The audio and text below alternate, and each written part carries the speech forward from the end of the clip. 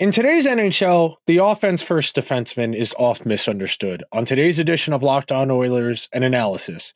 Is Evan Bouchard really struggling, or is it just perception?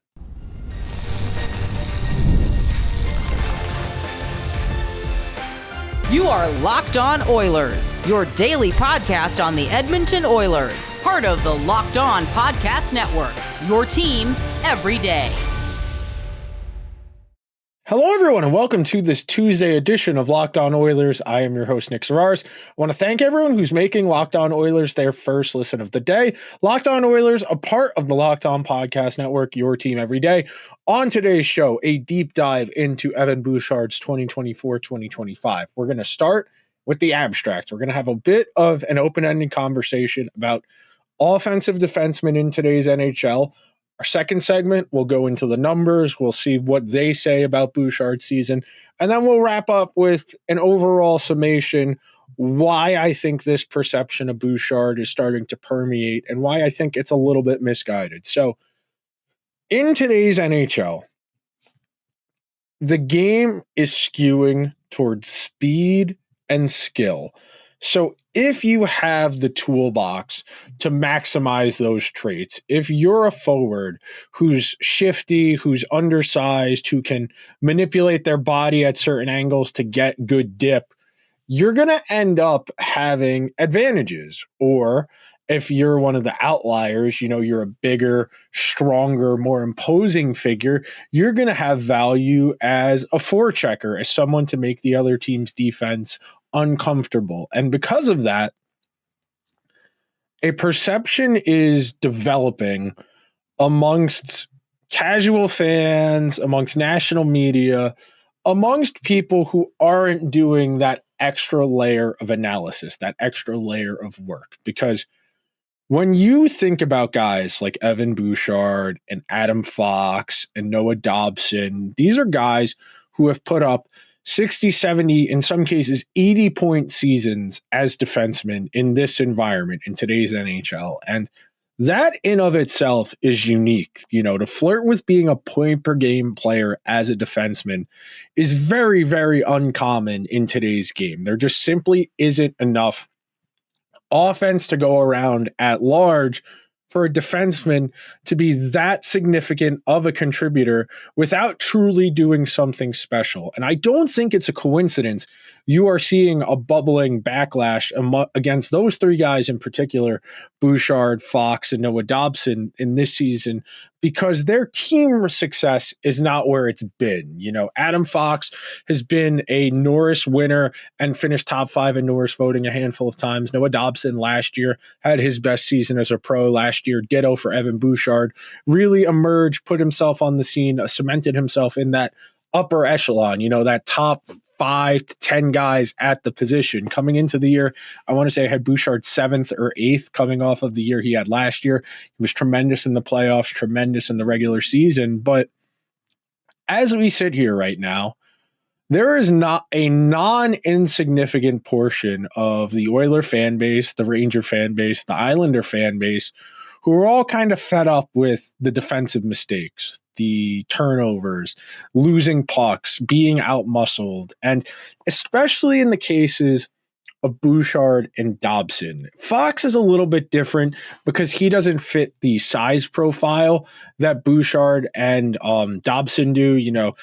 Evan Bouchard's 6'3", Noah Dobson is 6'4".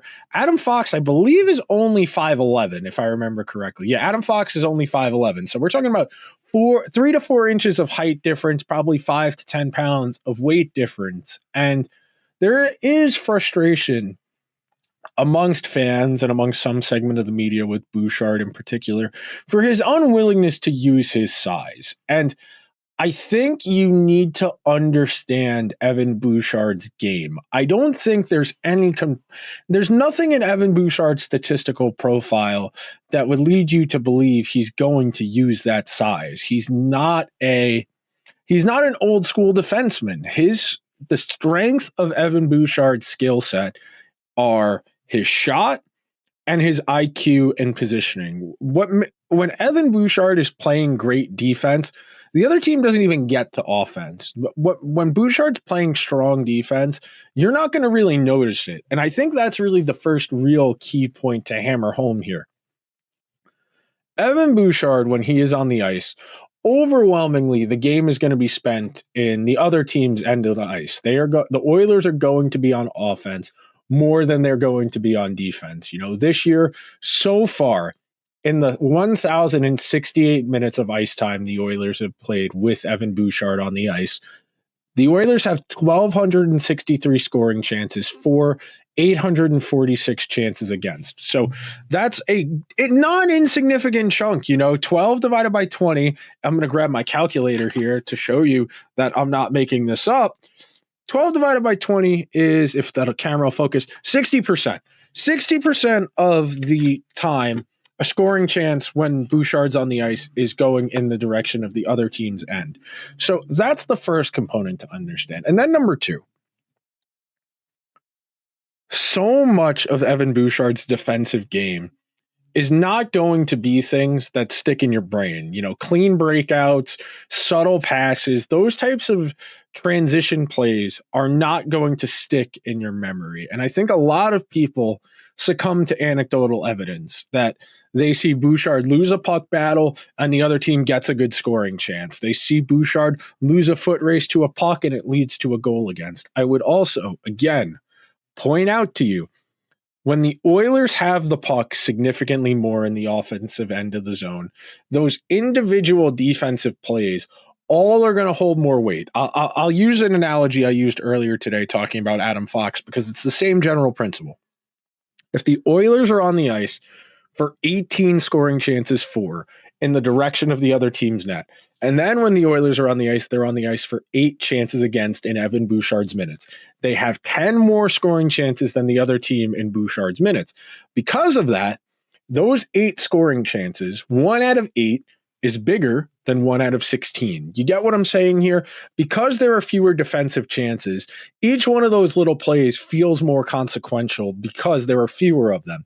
That's why the Bouchard mistakes feel so glaring, because there aren't a lot of those plays within a given game. So when he does have to win a puck battle or a foot race or a leverage battle in front of the net for positioning, because those happen less frequently, it feels like they're more important, that they're more consequential. And I understand where that perception comes from, and it's entirely valid to be frustrated with the deficiencies of a good player. You always want your guys to be better if they can. That's one of the real components of fandom. It's not that you don't think Evan Bouchard's good, it's that you think he's capable of more.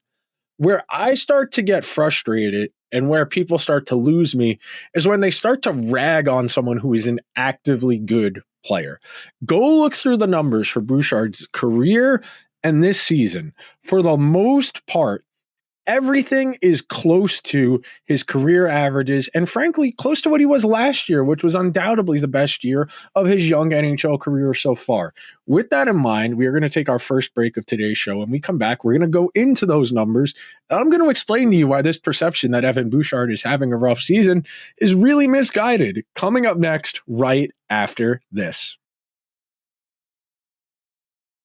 Did you just realize your business needed to hire someone like yesterday? How can you find amazing candidates fast? Easy. Just use Indeed. When it comes to hiring, Indeed is all you need. Stop struggling to get your job post seen on other sites. Indeed Sponsored Jobs Credit puts your post at the top of the page and helps you reach the right candidates fast.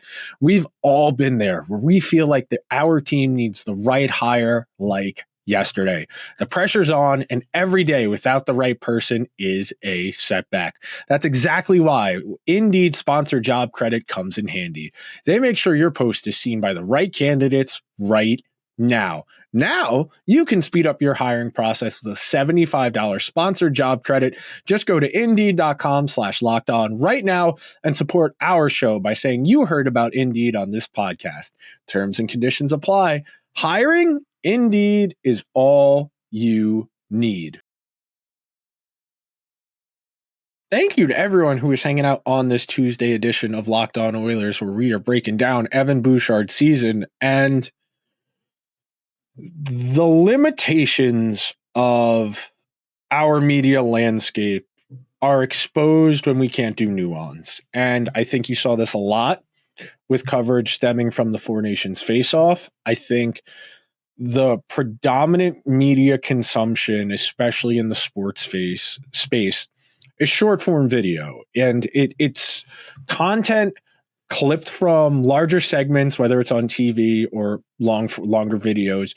And those clips are posted to social media to try and entice you as a viewer, an audience member, to go look at the full episode. And as a byproduct of that, one of the methodologies to get people's attention is incendiary or inflammatory commentary. They're trying to get you either excited positively or negatively to try and entice you to engage with the content, to leave a comment, because anytime anyone leaves a comment on anything, anywhere, that bumps up that piece of content's algorithm placement. Because if someone engages with it, the algorithm's going to say, well, if someone engaged with it, more people might want to see this. And that's why you get snapshot, you get knee-jerk reactions, because that type of content is going to garner a reaction. And I really do try here on Locked On Oilers to stay rooted in what I can authoritatively prove. And I consistently say on the show, sometimes there isn't an answer. You know, I'll loop back real quick to yesterday's show.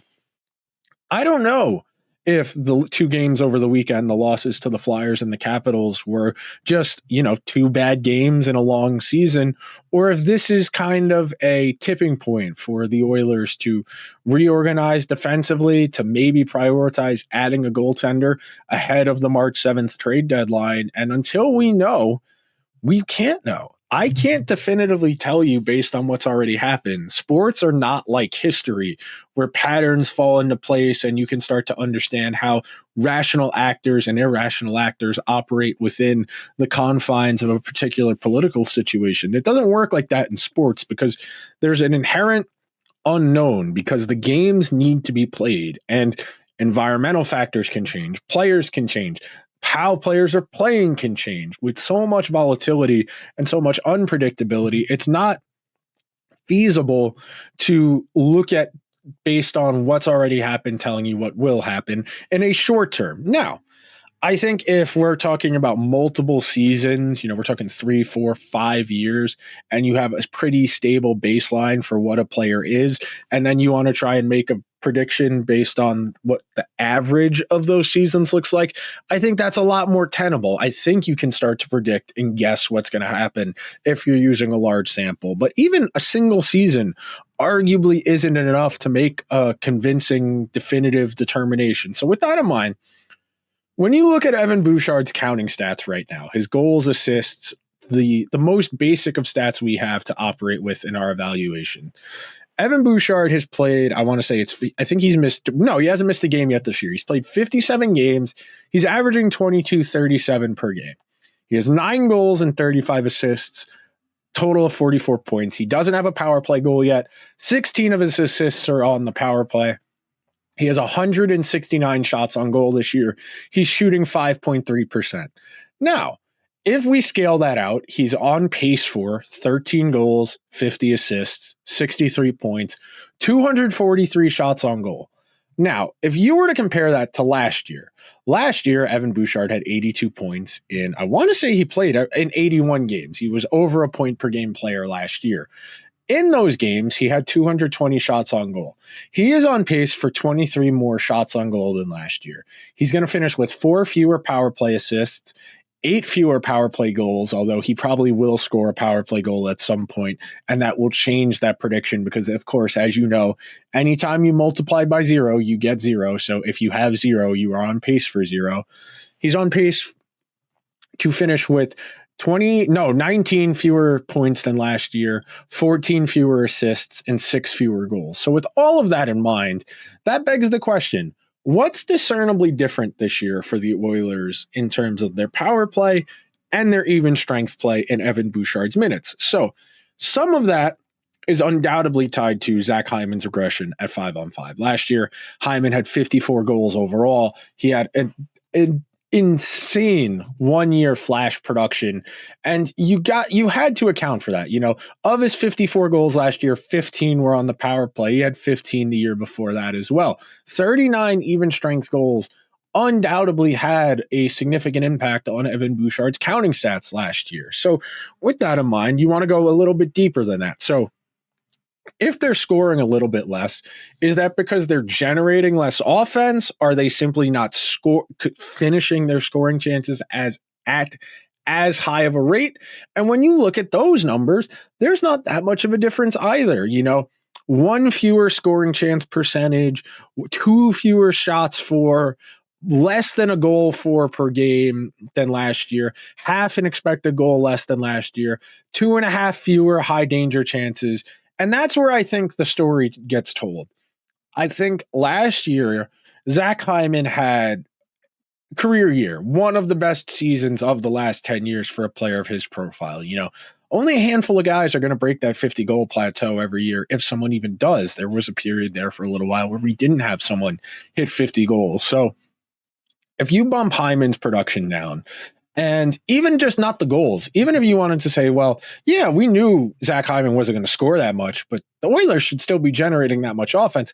2 fewer high danger chances per 60 minutes, which in Evan Bouchard's case would be about 3 games worth of gameplay.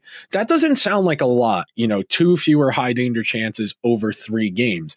It doesn't sound like a lot, but when you talk about the aggregate of 3 game, 3 game, 3 game, and you start to really add it all up, it does start to make a difference. It does accumulate in the long run. We're at the 57 game mark. And if you were to divide 57 by 3, which we're going to grab our calculator again so I can show you, I'm not making this up. 57 divided by 3 comes out to about 19. So if you wanted to say 1 fewer scoring chance every, in 19 game intervals, that doesn't sound like a lot, but add that up. If you're saying 2 fewer high danger chances per 60 minutes, and that's over 3 game intervals, that accumulates over time. And of course, that's not evenly distributed. There are some games where it's 5, or in some games where it's 2 more. And all of that adds up to a picture of a player who is impactful, undoubtedly positively impactful. When you look at the Oilers splits in non-Evan Bouchard minutes, the Oilers are winning. Even if you look at McDavid's minutes away from Evan Bouchard, this year, it's crazy. I'm going to read this stat to you. In 226 minutes, Connor McDavid has played this year without Evan Bouchard. That's the lowest rate in the last 3 seasons.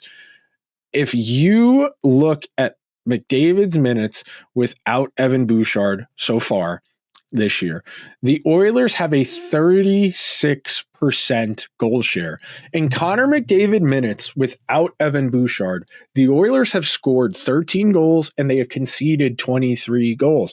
Now, largely, that's tied to the fact that the Oilers' save percentage in those minutes is only 790, and that's going to do a bulk of the lifting there because the underlying metrics are still decent. But that said, that is a crazy goal split. And one last thing on this subject before we move on. I think it's reasonable to assume last year might have been a perfect storm of environmental factors for Evan Bouchard, Zach Hyman, and with all of that working positively in the Oilers' direction, there was going to be some regression baked in. The Oilers were never going to get that specific permutation of production again. That's just not how sports work. The numbers are well within what you would expect an average Evan Bouchard season to look like. If you were to compare what he's at counting stats wise and what he's at metrics wise, these numbers aren't discernibly that much different. We're not talking about a huge change in production.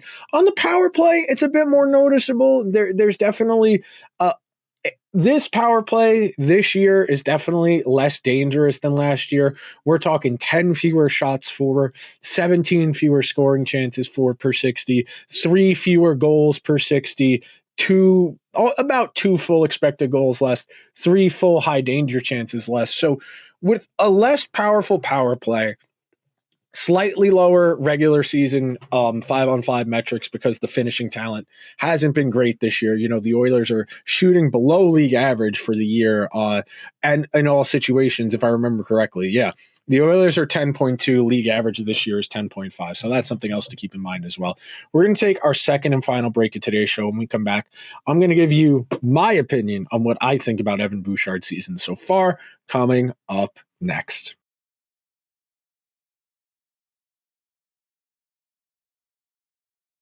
So, when you were thinking about this, I understand why people are a bit frustrated with Evan Bouchard, but I want to give you two ideas off of that. Number one, what makes this player effective and why he is in such a prominent featured role is his ability to influence offense, to prevent defense from even needing to be played in the first place. That is the single most important trait in today's NHL for defensemen. Can you materially change the game state to drive offense, to control play? The less defense you play, the better. Now, there are holes in Bouchard's game. I understand that because he's not this physical specimen, he's not the fastest skater, he doesn't throw big hits, that there's a perception that he's lazy or he doesn't have an attention to detail. And I want to reiterate, you are never going to convince me as a civilian that a professional athlete is lazy. Do I think they make mistakes? Of course. That's part of playing any sport. I don't want to go out and say, well, I think Evan Bouchard's lazy. Look at his body language. You don't know him. You can't definitively answer what's going through his mind. How is he thinking about this? And because of that, we have to fill in the gaps. And we're never going to get a full encompassing picture of what a player thinks beyond what they're willing to divulge. It's in their interest to not share everything because they don't want to give opponents stuff that they can know about to get at them or attack the perceived weaknesses. And I understand, I really do, the perception that if Bouchard's 6'3", he should be more willing to use his frame. But again, I would reiterate, that is not his game. Sure. Could he stand to throw the body around a little bit more, block shots more, get in shooting lanes? Sure. Win some more puck battles, use his frame for leverage. We all talk about how great it is if you have that size. You get low, you use your powerful frame to kind of out leverage guys, out position guys. Even if you're not the strongest guy, if you have good body positioning,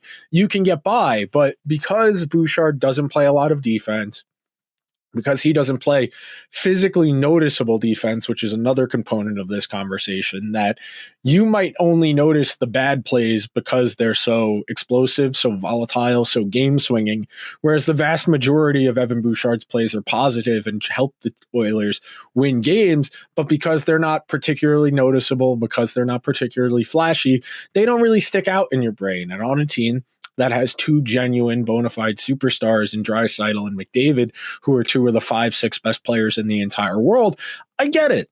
There's an understanding, and there's frankly an assumption that Bouchard is going to carry a very heavy load. He's playing more minutes than he's ever played in a season this year.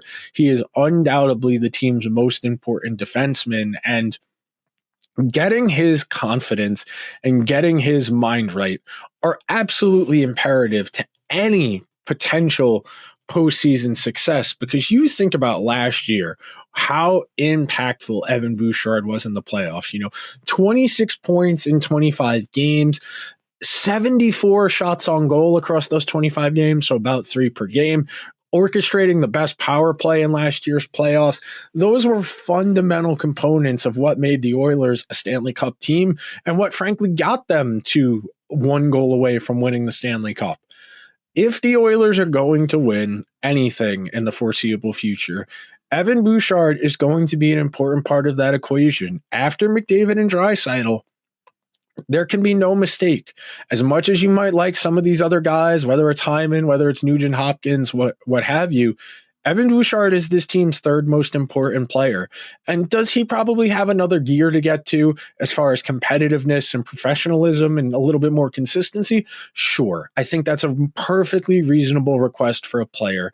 But again, He is in his fourth full season as an NHLer. I know he had cups of coffee in 2 previous seasons, but this is effectively his fourth full NHL season, and he's still figuring it out to some degree. Now, this is about the age range where players start to plateau and become who they're going to be for the back half of their 20s, which is largely how they get remembered. How they get defined is how they play through their mid to late 20s, unless you're a superstar. If you're one of the best in the world, you get to the NHL at 18, 19, 20, 21, and you cook immediately. But for most guys, and I think Bouchard is firmly amongst the 20 best defensemen in the world. Because of that, you are going to need a little bit more. And again, you can ask for more. That's reasonable. What I don't want is people ragging on him, saying he's not good, saying he's soft, he's got bad body language, because that's not constructive. If you want to say, he needs to be better in front of the net, he needs to have better positioning to compensate for his lack of physical play, okay, that is reasonable, informed analysis. That is something that's actionable. Just saying, well, he doesn't check enough, he doesn't win puck battles enough. Okay, well, why doesn't he do that? Well, he's got bad foot speed. So how do you compensate for that if you don't have great foot speed? You need to have great anticipation. You need to have elite positioning. And we see amongst that cohort, those offense-first defensemen who are good to below average skaters, the guys who are below average skaters, they largely influence defense by preventing the other team from getting to offense in the first place, holding the line, the blue line in the neutral zone, preventing the other team from gaining the zone with speed. The conundrum becomes, how do you maximize this guy? And I think the Oilers have a reasonable formula for getting the most out of Evan Bouchard. And I think really we're talking about splitting hair differences in terms of the underlying numbers. And I think a lot of people are misplacing frustrations they have. And I'll leave you with this parting thought. It is perfectly reasonable for you as a fan to say, well, Connor, Leon, and Evan Bouchard are the 3 best players on this team. If they're the 3 best players, anytime the team doesn't win, that likely means one of those 3 guys is culpable to some degree. That's a reasonable opinion for the average fan to have. I can understand that, because if these guys are so good, they should be able to swing games and influence games. And for the most part, they do. The Oilers overwhelmingly win these guys minutes, and it's simply a matter of getting the right luck sometimes. And no one ever wants to hear luck. No one ever wants to hear, well, it's random, there's variance. I get it. You're a sports fan. You want to see wins. You want to see big wins. I get it. You are perfectly entitled to that. But I do want to put these opinions in their proper context. I do want to analyze why people get to the opinions they do. I think Bouchard is a very good defenseman who has the ability to be great. Now, the question will become, was last year simply the best year of his career? Was it an outlier? Or was this year just a down year and last year can become a bit of his standard? And we won't be able to know that for a few more years because we need a greater track record to evaluate. I think more likely than not, Evan Bouchard is somewhere in the middle of the last 2 seasons, and that is one of the 10 best defensemen in the entire NHL. But that will do it for today's edition of Locked On NHL. If you could be so kind, please subscribe to the show wherever you get your podcasts. If you're listening on Apple or Spotify, please leave the show a 5-star review. If you're watching over on YouTube, hit that subscribe button. And thank you for making Locked On Oilers your first listen today. For your second listen, check out the Locked On NHL podcast, bringing you daily league-wide stories that matter with the local coverage you love from all of Locked On's best. Find Locked On NHL on YouTube or wherever you listen to your podcasts. I'll talk to you guys tomorrow.